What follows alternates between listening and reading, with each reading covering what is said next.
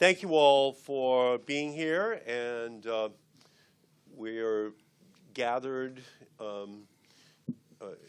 upon the almost immediate return from Azerbaijan, where Congressman Pallone and I have been for the last 3 days, and we felt that in addition to climate issues, that the human rights situation in Azerbaijan was an issue that should also have attention drawn to it.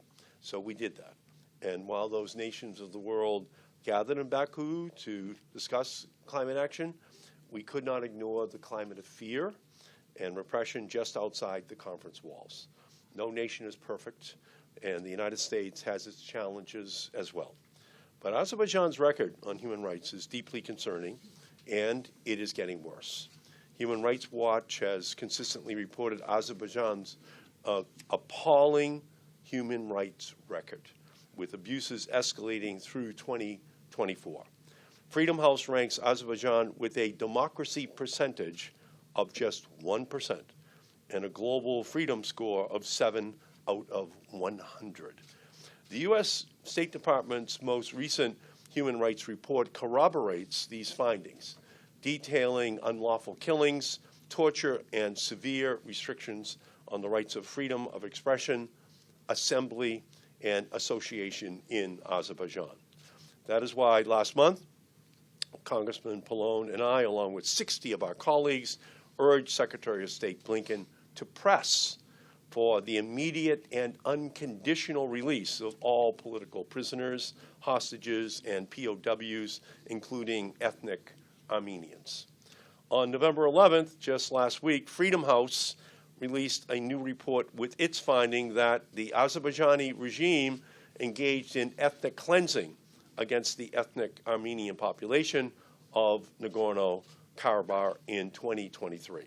This report provided new evidence for a reality that is already widely held in the international community. There are 23 Armenian prisoners that Azerbaijan admits to holding, including former presidents, prime ministers, and leaders of Nagorno-Karabakh. But many more remain missing or are unaccounted for. Despite overwhelming evidence and international condemnation, Azerbaijan has not faced meaningful consequences for its actions against Armenians. Last month, Human Rights Watch released yet another report finding that Azerbaijan has had a poor human rights record for many years, with the government regularly targeting those who play important watchdog roles in society, including human rights defenders, journalists, and independent civic activists.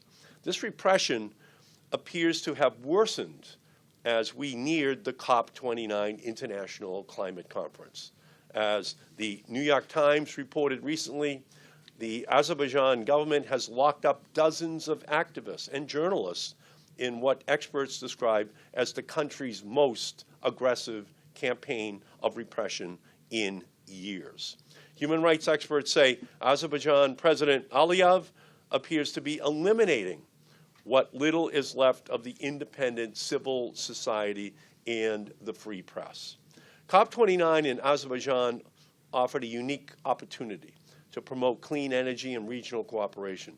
But it is critical for the United States to address the significant challenges posed by ongoing human rights violations and unresolved territorial conflicts in Azerbaijan.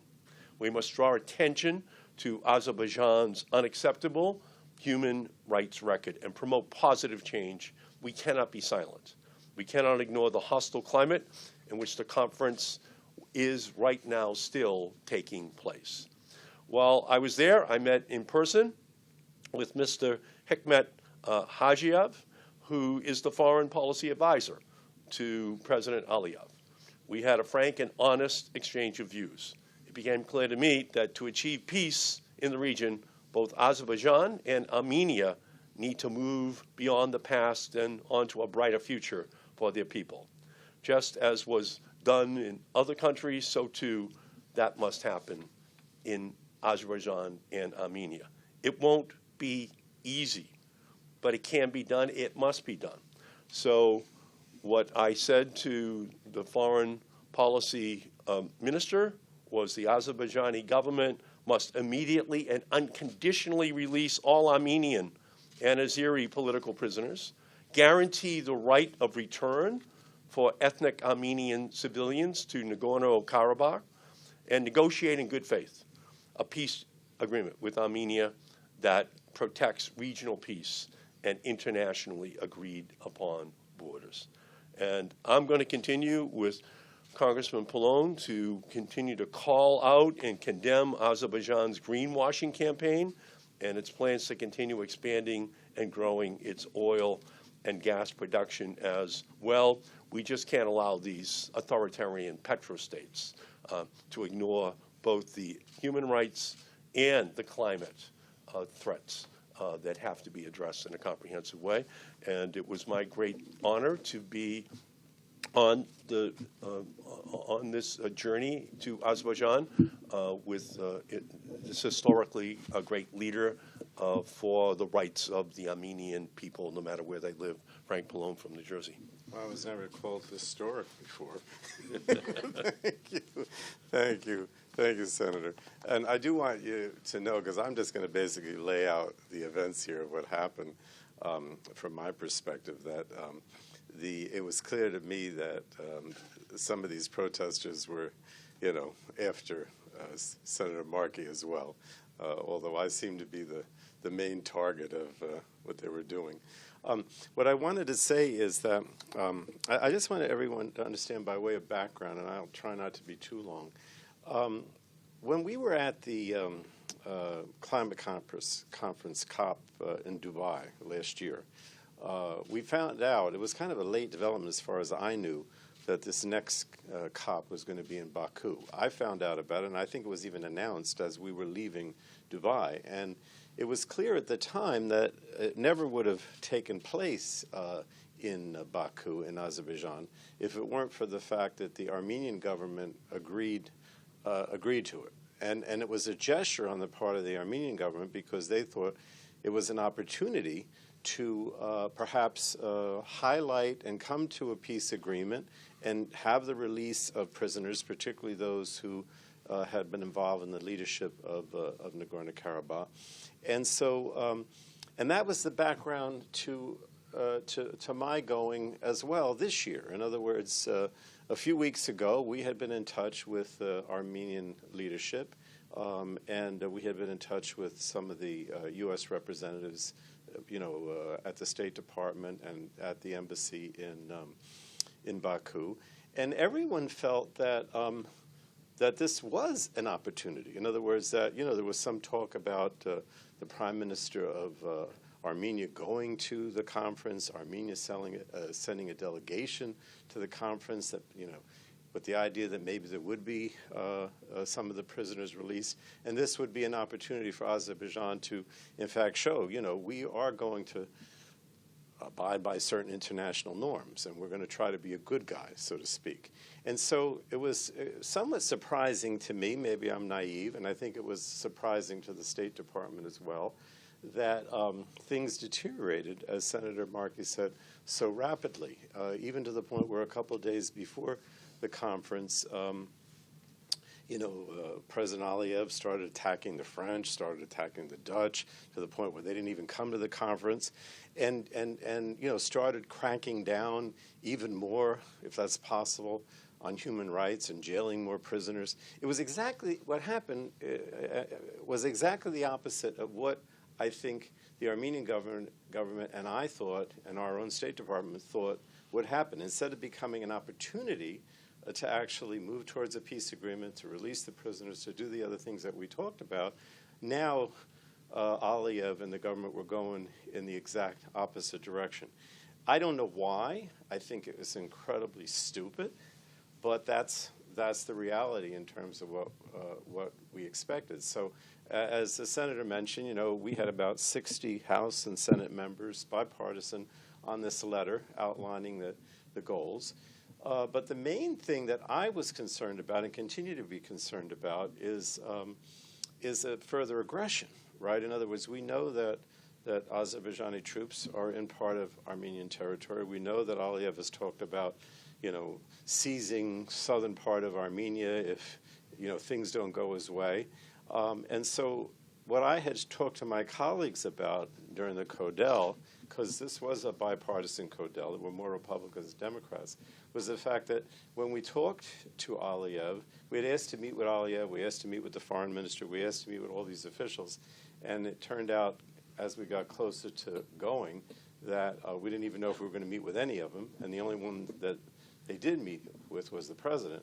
But the idea was to really stress that we want conflict to end in this region. We want the parties to come to an agreement. We don't want more military aggression on the part of Azerbaijan. And so when I got there, I was surprised. I don't want to keep talking about it, but it's sort of like an exercise in what despots do, right? The media was saying, Pallone was the one that started the fight, so to speak, right? Well, I mean, you know that in Azerbaijan, there's no free media. The media is totally controlled by the state. So when you arrive at the conference, as I did, and there are 20, 30 seemingly reporters, and I don't even know if they were, who are calling your names and synchronizing what they say with their iPhones, right? Because they all said the same thing. It was all on their iPhones, right? And then, start, gesturing towards what I thought was going to be an assault on me. You know that this is orchestrated by the government. That's what this is all about. In order to make a point that, we don't want you here, and we don't want you, articulating the concerns that you have that were in our letter. And then, this happened consistently on the first day on the day that I was at the conference, at least twice or three times. Then we went back to the hotel, and at the hotel was just protesters or, thugs, in my opinion. It wasn't the so-called media there. And there were even more. There might have been 50 or so. And there, it was clear that they wanted, they wanted to assault me. I mean, there was no question. If it wasn't for the fact that the security that the embassy hired protected me, I would have been in the hospital. And it was serious. I just want to be honest. It was very serious. And again, as we approached the hotel, which is owned by the government, Marriott is owned by the government, the police had notified, our security or whoever at the embassy that we were not allowed to go around the back of the hotel. We had to go through the main entrance, which is where the protesters were, because this was all orchestrated. Now, I don't want to keep talking, but I do want to say this. The next day, Aliyev did meet with the House delegation. I was specifically told that I could not attend, otherwise the meeting wasn't going to take place. And some people have said to me, well, why did you let the meeting take place? Because you probably could have, told other members of the CODEL not to go. They actually were willing not to go if I had told them. But I thought that was a mistake and that they could go there and articulate basically my position. And they did, all right? So they articulated a lot of the things that you talked about. But the most important was, and it was sort of interesting, I think, the most important thing was that, we're going to have a new president, dare I mention his name, and that he does not want conflict. He wants peace in this area, right? And therefore said to the president, you cannot start another war, you cannot be aggressive against Armenia, you have to come to a peace agreement, and it would involve, releasing the prisoners. And, of course, he responded totally, this is not my fault, Armenia is the aggressor, there's separatists that wanted to break up our country. He did not, he suggested, of course, that he'd be willing to have a peace and doesn't want to be an aggressor anymore, but he blamed Armenia for the war, he blamed Armenia for everything, right? So this was not a situation where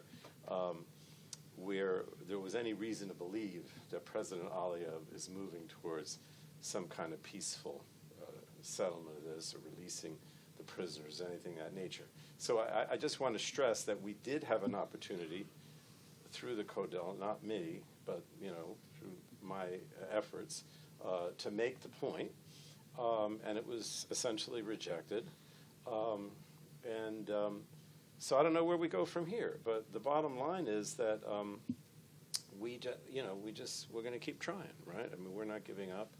Obviously, the Armenian government is not giving up, and we're going to still demand, as we do today here, that these concerns be addressed. And that means the political prisoners are released, the troops leave Armenia, you come to the table with a peace agreement that delineates the boundaries. I don't know why that's even an issue, because boundaries existed during the Soviet era of the republics. And you say that military action is not going to be the way to achieve it. And of course, it would be the best thing possible for Azerbaijan, because then they would have, let's face it, we all believe that the best thing possible is for the Caucasus nations to work together for transportation, economic, all the other reasons. And I just really want to stress that the idea here was to achieve a positive goal. And unfortunately, that was rejected.